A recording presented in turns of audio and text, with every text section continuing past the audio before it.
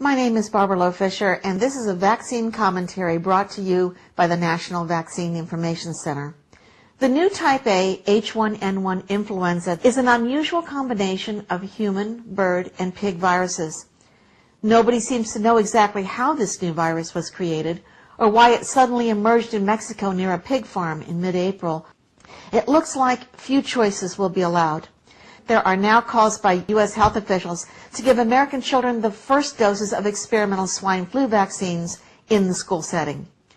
This is because the World Health Organization declared a public health emergency. Now they have raised the pandemic flu fear alert to phase 6, which is the equivalent of the U.S. Homeland Security's code red warning of an imminent terrorist attack.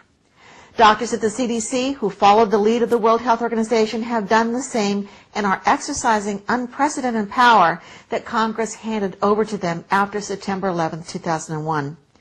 Whenever the CDC now declares a public health emergency, that declaration allows the Food and Drug Administration to permit emergency use authorization for drug companies to fast-track creation of experimental drugs and vaccines that do not have to be tested as thoroughly as vaccines that go through the normal FDA licensing process.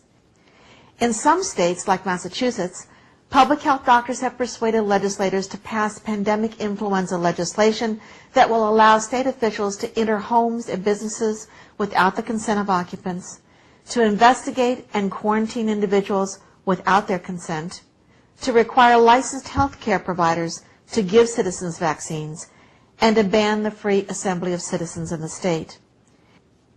As Department of Defense officials are defining public demonstrations as, quote, low-level terrorism, as plans are being made to designate selected U.S. airports as quarantine centers through which all airplanes would be rerouted for passenger health inspection, and as fast-tracked experimental pandemic flu vaccines are being created to be given first to American children in schools. In this time of fear, we can't let that fear take away our freedom to make voluntary health decisions.